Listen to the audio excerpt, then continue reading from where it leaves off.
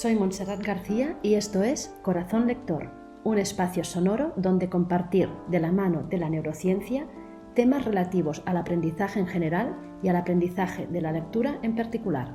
Este podcast viaja de la mano de Abecedari, Asociación para el Estudio y Tratamiento de las Dificultades del Aprendizaje, y de Glyphing, nuestro entrenamiento lector. En este primer episodio os queremos explicar por qué existe este podcast.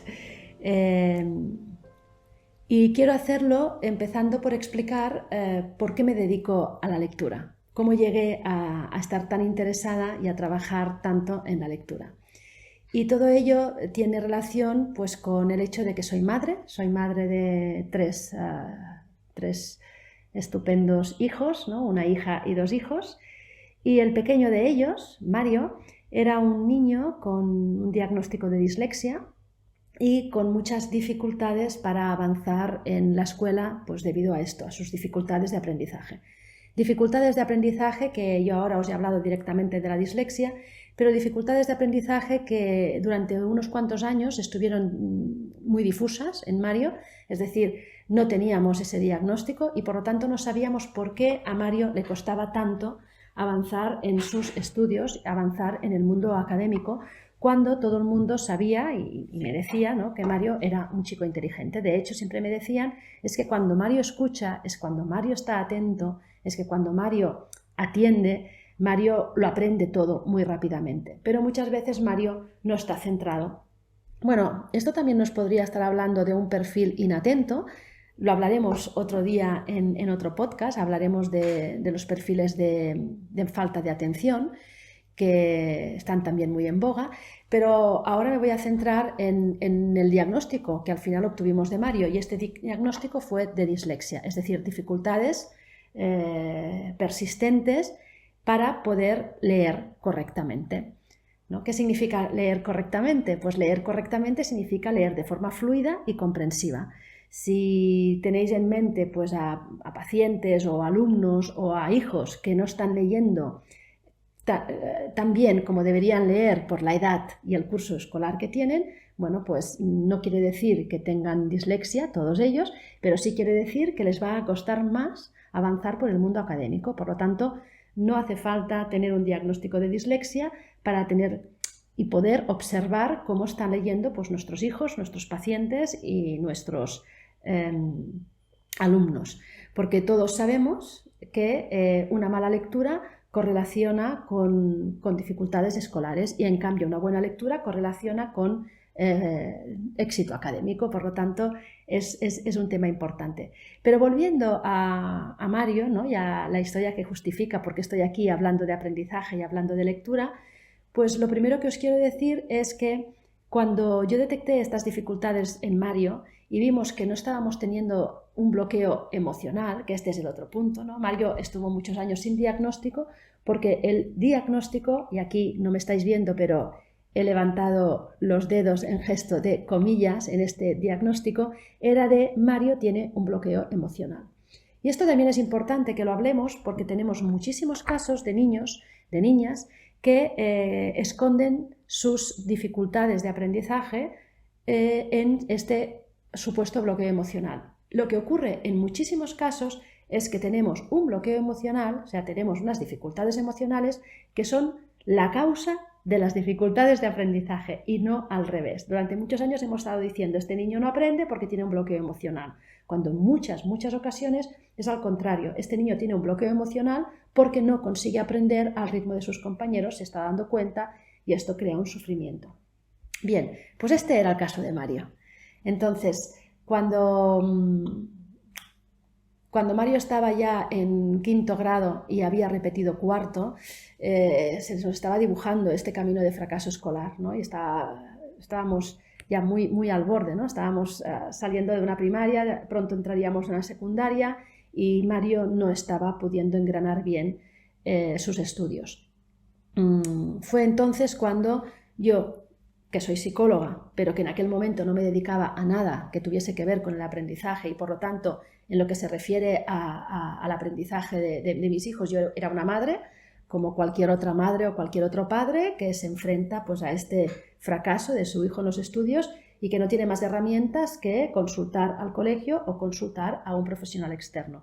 Nosotros lo habíamos hecho todo, estábamos en manos del colegio. Tengo que decir que el colegio de mis hijos es y era un muy buen colegio, es decir, no tengo nada que reprobar al colegio al que iban mis hijos, pero sí que todos fuimos engañados, ¿no? por este supuesto problema emocional de Mario, y también justamente porque Mario era un chico muy inteligente. Por lo tanto, ahí teníamos un perfil un poco extraño, ¿no? En el sentido de que si Mario atiende, Mario puede ser un crack.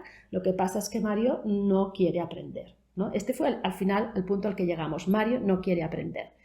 Bueno, esto también lo hablaremos otro día en otro podcast, ¿no? Porque es muy importante hablar de la diferencia entre querer y poder, que muchas veces lo confundimos.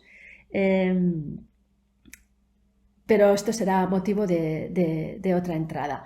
Lo que yo ahora quería, retomando el hilo, era explicaros por qué estamos hablando, por qué estoy yo hablando y proponiéndoos este espacio sonoro dedicado al aprendizaje.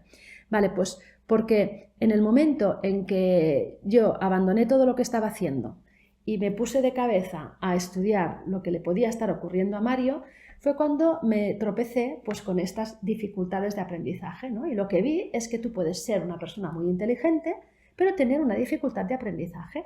Y yo, para que lo entendáis, ¿no? La manera en que yo lo visualicé en aquel momento, pues os quiero explicar el ejemplo que muchas personas me vais a entender, porque a muchas personas nos ocurre esto de lo que voy a hablar ahora, que es, por ejemplo, de mis problemas de orientación. Yo soy una persona que se orienta muy mal y ahora sé seguro que hay la mitad de la población que me está escuchando que se siente identificada, ¿no? Porque hay muchas personas que nos pasa. ¿Somos menos inteligentes que otras personas? No. Simplemente esta habilidad no la hemos desarrollado. Probablemente tenemos unas dificultades de base, es decir, el razonamiento espacial igual no es nuestra mejor habilidad, pero además no lo hemos practicado lo suficiente. ¿Por qué? Pues porque cuando nos orientamos muy mal, pues siempre nos ayudamos de alguna otra persona que se oriente mejor y por lo tanto nos dejamos llevar, por lo tanto no practicamos, no entrenamos, o ahora ya pues tiramos del GPS y con el GPS pues llegamos a todas partes. Vean, yo os tengo que decir que estoy segura de que gracias al GPS he mejorado. Hay mucha gente que dice el GPS nos está dificultando la capacidad de orientación. En mi caso no es así. En mi caso, el hecho de tener siempre el mapa delante que me está enseñando el camino me ha ayudado a poder visualizar mejor mapas en mi cerebro. Por lo tanto, yo me oriento mejor desde que tengo la ayuda del GPS. Bueno, esto es un paréntesis, pero lo que os quería decir es que de la misma manera que yo tengo dificultades para orientarme y esto no me invalida como persona inteligente como cualquier otra, pues de la misma manera, cuando alguien tiene una dificultad de aprendizaje, esto no tiene por qué invalidarle como persona inteligente como cualquier otra. Y esto pasa mucho con las personas que tienen dificultades de lectura. Vale, pues en este caso, cuando yo me meto en las dificultades de aprendizaje y descubro que hay todo un mundo que es compatible con la persona inteligente que era Mario, es cuando me meto de cabeza, ¿no?, a estudiar las diferentes dificultades de aprendizaje. En ese momento lo que hice fue analizar ya con la Universidad de Barcelona, que es donde yo había estudiado psicología y donde conocía personas que me podían ayudar, empezamos a analizar el perfil cognitivo de Mario. Se nos confirma pues, que es una persona que tiene una inteligencia media superior y que tiene unas dificultades de lectura enormes. Enormes quiere decir que descubrimos que Mario está en quinto grado, en quinto curso de primaria, leyendo como un niño de primero de primaria. Entonces, aquí la primera pregunta puede ser, wow, ¿y tú no te diste cuenta? ¿No te habías dado cuenta? Sí, claro, yo sabía que Mario leía muy mal, pero no sabía lo que yo le llamo la magnitud de la tragedia. ¿Y esto qué significa? Significa pues que Mario estaba a 5 cursos de lo que debería estar y por lo tanto en ese momento yo tengo por primera vez un dato objetivo que me hable de cuán lejos está Mario de donde debería estar. Y por lo tanto, por primera vez me doy cuenta de que con ese tipo de lectura, Mario es imposible que avance correctamente en el colegio. ¿Vale? Este es el primer punto, conocer la magnitud de la tragedia. Una vez tenemos este perfil cognitivo que nos dice es una persona inteligente y bastante inteligente, por encima de la media, y además resulta que tiene una lectura que lo está anclando a unas dificultades de primero de primaria que no son compatibles con lo que le estamos exigiendo en un quinto grado, entonces ahí es cuando con la Universidad de Barcelona yo empiezo a preguntarme si existe algo que nos pueda ayudar a superar estas dificultades. Ahí hay una parte como muy bonita que tiene dos caminos. Un camino que nos hubiese llevado a la derrota, a decir no podemos hacer caso, y otro camino muy luminoso que nos da el hecho de estar en el siglo XXI, ¿no? El primer camino es toda la literatura científica, ¿no? a la que tuve acceso gracias al asesoramiento de la Universidad de Barcelona, en la que se hablaba de las dificultades de lectura y donde se hablaba de la dislexia. Y allí yo recuerdo, lo digo siempre, donde se utilizaba en terminología inglesa, se utilizaba la palabra older. Y olders eran todos aquellos chicos y chicas por encima de los 7 años, estoy hablando de finales de primero de primaria, segundo de primaria, todos aquellos chicos de segundo grado que no habían conseguido tener una buena lectura, se hablaba de los olders y esto significaba ya no hay remedio. No se puede hacer nada con estos chicos. Estos chicos no han aprendido a leer porque no tienen esta facilidad para aprender a leer y se van a quedar siempre con estas dificultades de lectura. Bueno, esto evidentemente era una muy mala noticia. Pero resulta que como estamos viviendo en el siglo XXI, aparece un nuevo paradigma de trabajo, que es la neuroplasticidad. Es decir, empieza a salir la neuroimagen. La neuroimagen empiezan a poder fotografiar el cerebro en acción y por lo tanto ver qué pasa cuando un cerebro lee. Y la neuroimagen nos permite hacer otra cosa y es hacer fotografías del cerebro antes y después de un entrenamiento cognitivo. Y, oh, maravilla, ¿no? De ahí sale la gran potencia de la neuroplasticidad y es que vemos que el cerebro sufre cambios estructurales, es decir, se refuerzan ciertas zonas en el momento en que le proponemos un entrenamiento para mejorar una serie de habilidades. Evidentemente todo tiene un límite, ¿no? En el sentido que hay cerebros que llegan mejor preparados para unas tareas que otros cerebros, pero todos los cerebros pueden y tienen capacidad de mejora. Esto lo sabemos de toda la vida porque existe el aprendizaje, que el aprendizaje no es más que esto. Pero en el caso de que haya ciertas dificultades en algunas de las habilidades que deberíamos o que necesitaríamos reforzar para atender a las demandas académicas, pues ahí sabemos, gracias a la neuroplasticidad, que tenemos mucho que hacer, mucho que decir y sobre todo mucho que trabajar, ¿vale? Por lo tanto, ese camino de la neuroplasticidad, que lo tenemos, pues lo que decía, gracias a que estamos en el siglo XXI, nos permite empezar a pensar no en pobrecito Mario, vamos a adaptarle todo su entorno porque no puede leer, sino que decimos vamos a trabajar con Mario para que Mario supere en lo máximo que pueda sus dificultades de lectura. Y esto es lo que nos lleva a diseñar un juego. ¿Por qué un juego? Bueno, pues porque yo estaba delante de un niño desmotivado, un niño que llevaba desde primero de primaria diciéndome mamá, ¿qué tengo que hacer para poder trabajar y así no ir al colegio?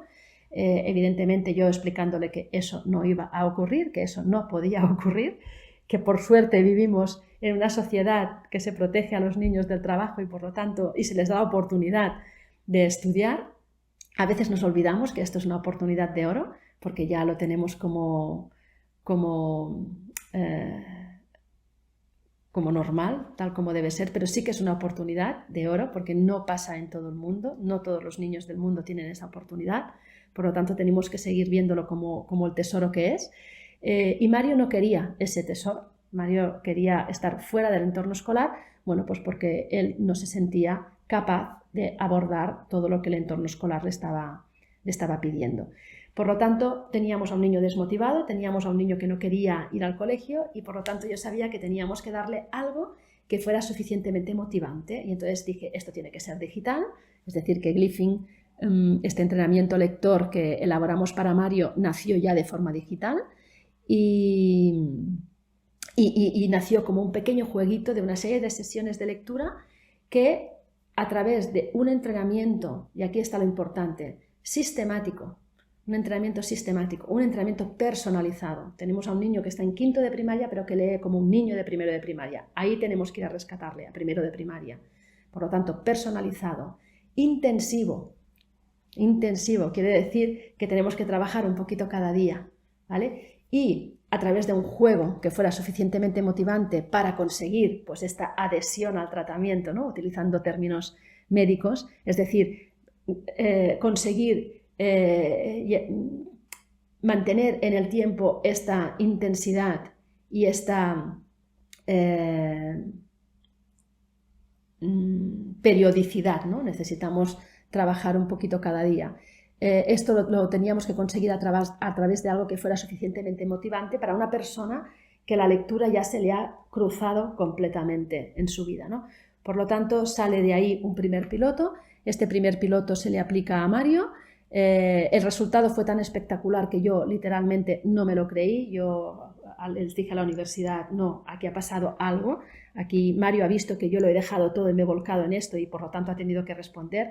Evidentemente en la universidad se rieron de mí, ¿no? Me dijeron, no, esto no funciona así, tú te has ocupado de tu hijo toda la vida y ahora has hecho una cosa diferente, hemos hecho una cosa diferente, que es un entrenamiento sistemático, personalizado e intensivo, gradual, a su medida, etcétera, y más o menos lúdico, y esto es lo que ha hecho que Mario mejorara.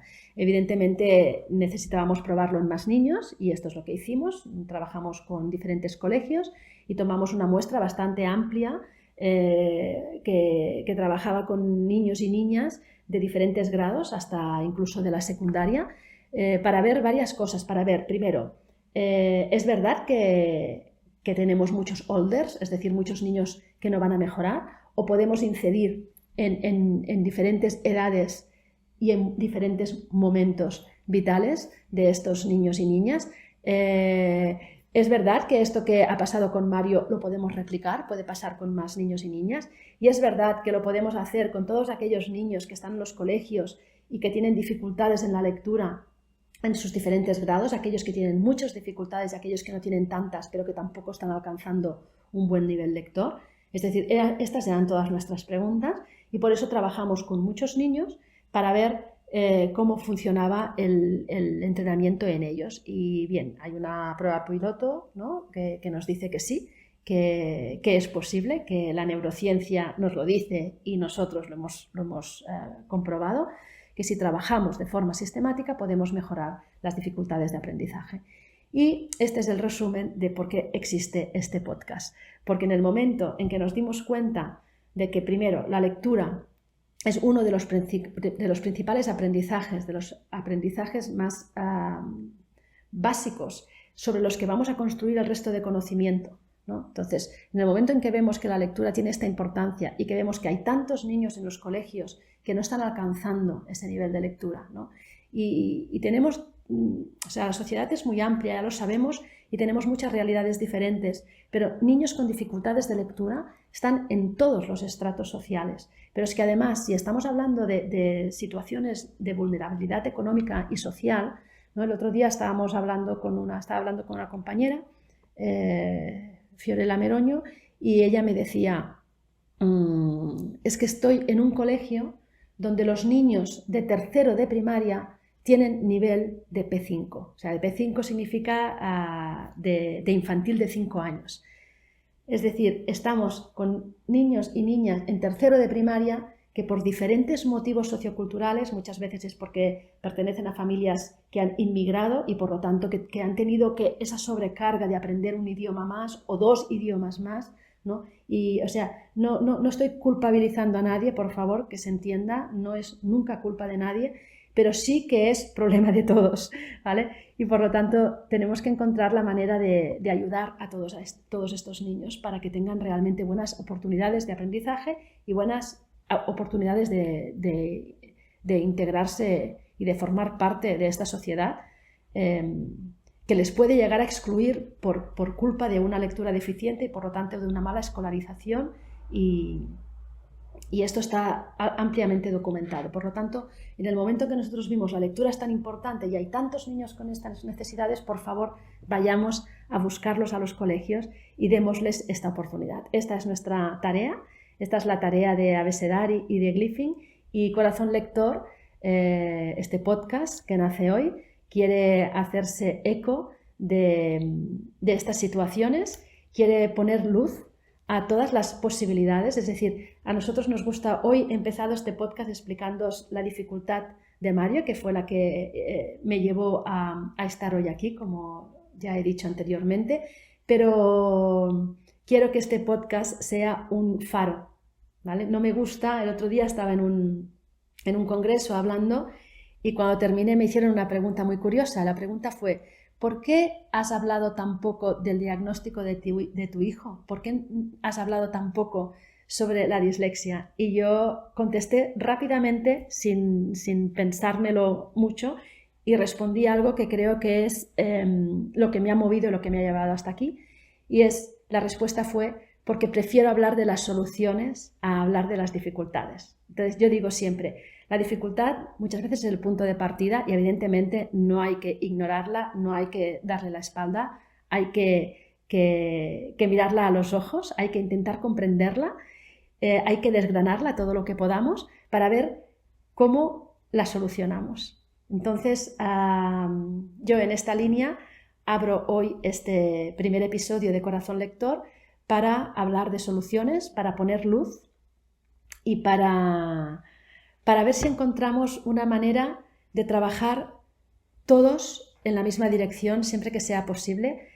Cuando hablamos de aprendizaje estamos hablando de cualquier edad, porque todos seguimos aprendiendo a cualquier edad, todos podemos mejorar cosas a cualquier edad, pero estamos hablando sobre todo de niñas y niños y de adolescentes que están en periodo de formación.